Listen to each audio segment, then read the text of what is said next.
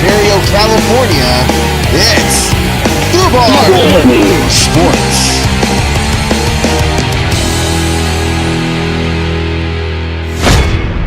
Hey everybody, welcome to Foobar Sports. We are on the road.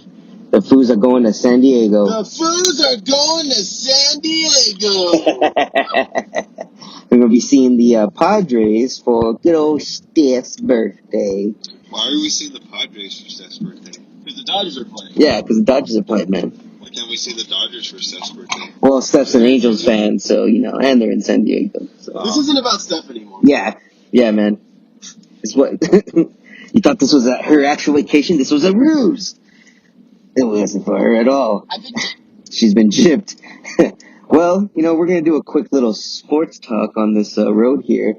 And there's been some crazy-ass basketball games recently with the Blazers and the Nuggets going 4 overtimes. 4 overtimes, dude? Dude, and Damian Lillard and C.J. McCollum both blowing up for over 40 points.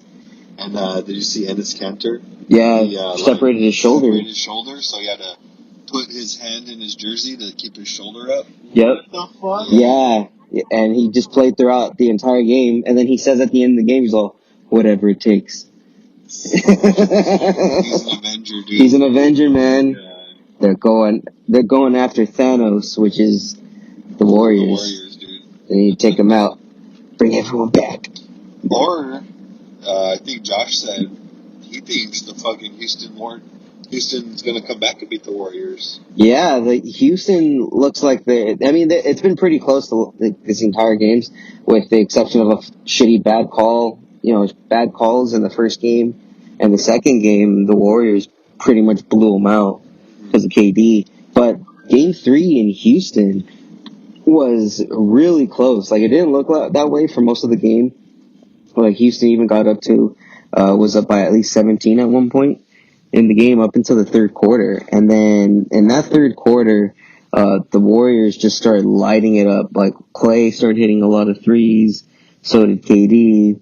And then Steph was like non-existent. He wasn't even around. What a terrible game. Yeah. And then even Steve Kerr said after post press conference that if they would have won, it would have been a steal because they didn't deserve to win. Yeah, they didn't. They didn't at all. They were definitely outplayed by Houston. Yeah, and James Harden is just on another level. Especially that's with 41. Yeah, 41 points to Steph's 17. He had 41 points, like 9 assists and 6 rebounds. So, yeah, he had a pretty good game, and I think he's going to be the deciding factor in this game. So that's why I think ultimately the Warriors or the Rockets are going to come back and win in 7. I think it's going to go to 7. Holy shit. We'll see. C's trying to kill us on the road over here. He wants this to be our last sports podcast. He sure does. Real quick, yeah. Did you guys hear about maximum security? Maximum security? What's maximum security? From the Kentucky Derby. That was the horse name. Oh, dang. Is that what it was? Yeah. I love these names that they give these damn horses. Oh, it was... When I heard... I was very confused because I was listening to it on the radio. Uh-huh. And when you're listening to the race live on the radio and they're saying maximum security, and it's like, what the hell are they talking about? What's been compromised? My wife's first month's alimony comes in first. So maximum security won the Kentucky Derby. However, he made history. Why? He is the first Kentucky transgender. Oh. Wow. Not that kind of history. Transgender horse? How does that work, by the way? I don't know. What? Yeah. That's playing with God, man. It's playing with God. He is the first Kentucky Derby winner to be disqualified. So we got the title yanked from him. Yeah, Country House won instead. Country House Foo, where all the old people go in South Park. So this is per report from ESPN. Maximum Security led the Kentucky Derby every step of the way except for the final one into the winner's circle. The Colt became the first winner disqualified for interference in the Derby's 145-year history. Oh, so he got flagged for interference. From what I've been told, he actually didn't make contact with another horse, but he caused another horse to pretty much stumble, which caused a bunch of people to slow down. So they're saying that's why he's disqualified. Yeah, so Which to according me sounds kind of not really. He didn't touch another horse. according to Barbara Borden, the Kentucky Chief Steward, she gave a What's that, statement. girl? Yeah, man, Barbara Borden. Oh, Borden. Borden, different timeline. Horse 53. Yeah. The evil timeline. The riders of the 18 long range toddy and the 20 country house lodged objections against the number 7 maximum security, the winner, due to the interference turning for home, leaving the quarter pole. We had a lengthy review of the race. We interviewed affected riders. We determined that the 7 horse drifted out and impacted the progress of number 1, War of Will, in turn, and interfering with 18 and 21, Bod Express. Those horses were all affected, were thought by the interference. Therefore, we unanimously determined to disqualify number 7 and place him behind the 18 lowest placed horse that he bothered, which is our typical procedure. So this dude went from you're either first or last.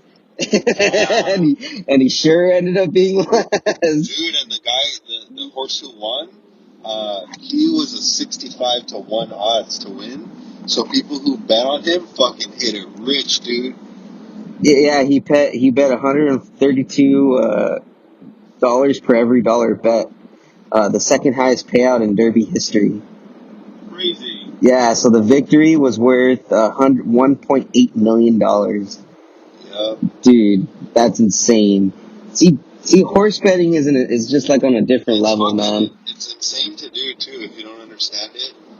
If you don't understand horse betting, don't do it. Yeah, it's when we went that one time, my dad kind of coached us a little bit, but I had been a few times. You have to do it. You have to really know the trainers. You got to know, which type of horses are good in the mud or on the dry track. There's options. It's a science. That say that last minute before the little game day thing, like they have at Dodger Stadium. Yeah. They make for the blinders, they make notes like that for the equipment too. It's more in depth than people probably think. Yeah, it's for people that are able to earn money or earn a profit on these on a continual basis. Those guys are really geniuses because they really do the homework and the horse breeding and stuff. Probably also people who are investing in the stock market. They're selling it after a 7 or 8 month period. Oh yeah, I remember when I worked at Lowe's, I would go on deliveries to right over here in Claremont and Upland to deliver flooring, and we delivered to this rich place in Upland, and this dude his whole house a mansion, and he had horse pictures everywhere. He used to be a breeder, and he would tell us stories. He had a pool table in an office. He had a bunch of boxing memorabilia. Yeah, these guys, they know what it's about. That breeder must have had the best horse jerky here in the west of the Mississippi. Oh, the best, Jerry, the best. Well, another thing that happened this weekend too was the Canelo Jacobs fight, which I honestly I didn't watch, but I heard it was pretty damn good. It went to 12 rounds. It went the distance. Did you see any of it, Foos, or did you hear about it? I just read about it. Oh, okay. Yeah, okay. So it turns out that it was in T-Mobile Arena in Las Vegas this Cinco de Mayo weekend, and Canelo won 116 to 112 in his second fight in 5 years. So you pretty much beat him out 4 rounds. Pretty much, only 4 rounds, yeah. Well, the scorecards went like so. It was 116 to 12, 115 to 13, 115 to 13. So yeah, you pretty much won 3 to 4 rounds. Dang. That's how it ended up turning out. Canelo's on a different level right now. He's ready. He's gearing up for a badass Triple G rematch, which I believe is coming out in September. I will find the actual date at some point.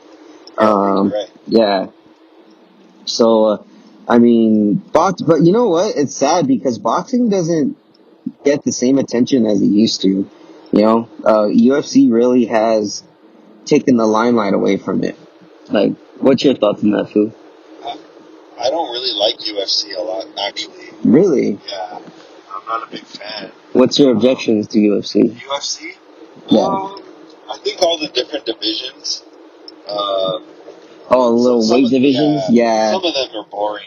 Well, it's always like by two halves of a weight. Like, like there's the featherweight, the feather lightweight, or bantamweight, feather heavy. It's just like, wait, what the fuck is happening? But I mean, in UFC, it does make a difference. Like having just those, just in that extra amount of weight on you during those kicks. That's why. Because you need that extra movement. And also, I guess you could say the same for boxing in a sense. Boxing, like, if you watch Floyd Mayweather fight, which is a top-notch fight, it's boring, kind of boring.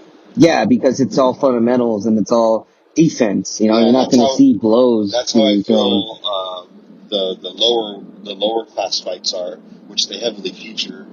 They're a little boring because it's guys like trying to submit or do all this stuff, and when you do get a KO or TKO, it's usually by someone powerful or one of the upper divisions. Yeah, it can be boring, especially if you're not really into mixed martial arts yourself or don't participate in them.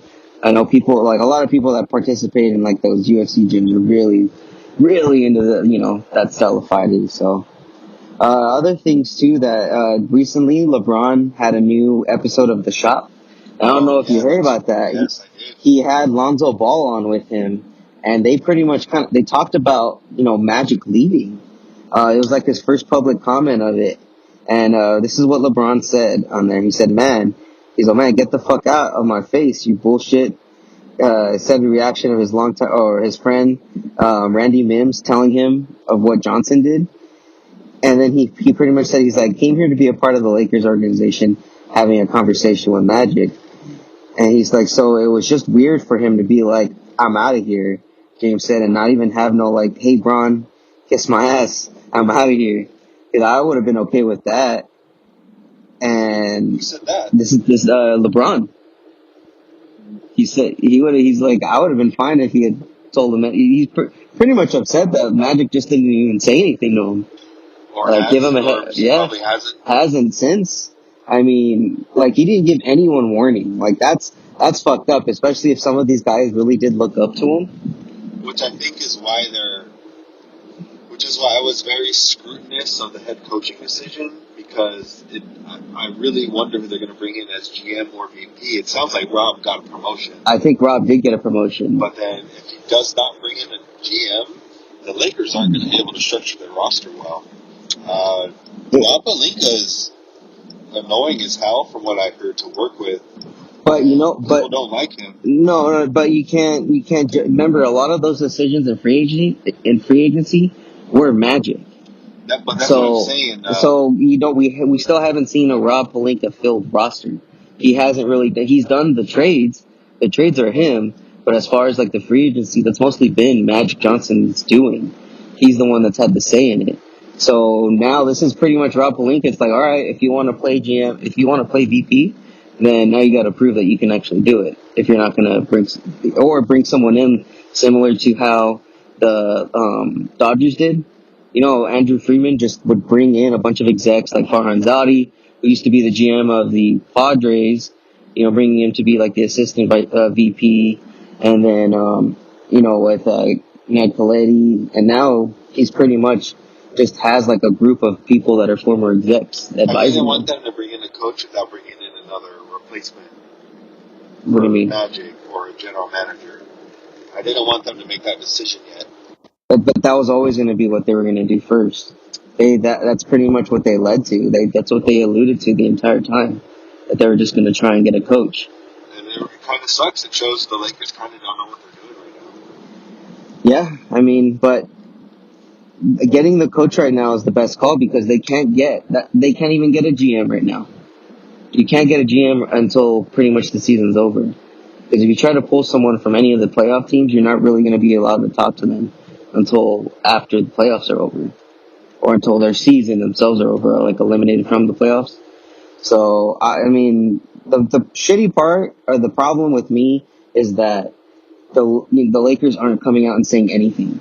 Like, no one knows absolutely what they're planning or what direction they're going. I don't think they even know what their long term is right now. I don't think Genie's running it right. I mean, it's a shit show right now, or at least it's perceived as one. We really don't know what's going on. Yeah. It's looking good right now, actually. Yeah. So far, I mean, right now all signs are pointing. They still have time though to get shit done and make moves. Just give LeVar ball. Just give him a call, Foo. I mean, there were reports earlier in the week that they're proceeding with the signing of Ty Lue as their next head coach, which, for me, I don't have a problem with it because he's the only real person that can check LeBron. I mean, it's that, like I said in the last podcast, you can go to George Sedano, ESPN's podcast. He had an interview with Kendrick Perkins, and he pretty much explained how Ty Lue was the only person that could really keep LeBron in check. And it's like, I equate it to prison. I equated it to prison. You look for the top guy, and if you could take down the top guy, everyone else falls in line. So if LeBron could go in and take down the top guy, keep him down a notch, LeBron, then all the other players will fall in line. If LeBron can go in? Yeah, if LeBron can be checked by Ty Lue, then, because that's what Luke Walton can do. Luke Walton couldn't check LeBron at all. Exactly. So if you get a coach that LeBron already is going to respect, everyone else will fall right in line right after. So that's why I like the hiring of Ty Lue. And then especially if they sign Juwan Howard as the assistant coach, I like that move a lot. That will be a great move because I think that's what they were talking about. Yeah, then right there, because not only that, you'll have someone he respects immediately with Ty Lue, and then you'll have a new guy with Juwan Howard who would eventually take over, which would not be a bad idea if he eventually took over, and then that's how you create the dynasty. Yeah. Think about it. If you can have a head coach that can have his successor follow right behind him, then that's how you keep dynasties going. Nothing's long term. Yeah, exactly. So that makes sense. So, yeah. We got plenty of time. We'll still have a month before the draft is here. Yeah, we still don't even know what the order is, the draft order. More than a month. With the draft order, that'll kind of give us an idea of what we'll have to offer in trades for Anthony Davis potentially, or what we would look at in the draft. So yeah, and then free agency itself is another question because there's a lot of big names with KD leaving the Warriors. And then rumors that he could be interested in joining the Nets.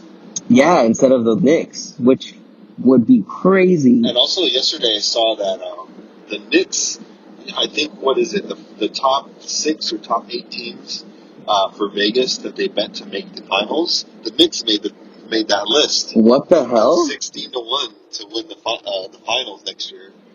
I think. What the hell does Vegas know? I know, man. I think mostly because they think KD is coming to New York. Oh yeah, and Kyrie, according to rumors. Right. And they're projecting because they're projecting the Knicks to go number 1 in the draft. I heard. And get Zion Williamson. Yeah, that would be crazy too. But I heard that it's more likely of a chance Kyrie and KD will sign with Brooklyn than both in New York. Yeah, because Kyrie's actually a New Jersey guy. He is a Nets fan. Yeah, he was a Nets fan growing up. So, still don't know because these guys aren't even hinting at where they potentially would be going. So it's still, it's all, right, dude, it's like a soap opera. That's what the NBA becomes. Guys really fucking hate the press. Yeah. The media. Oh, dude, they're dicks on the press. It's especially KD. Yeah, KD, sometimes it seems like he just goes after him. Just because, he just seems like he's in a mood. Sure. Alright, well, I think it's going to be it for today's rendition of Foobar Sports. Thank you all for listening to us, and foobity doobity.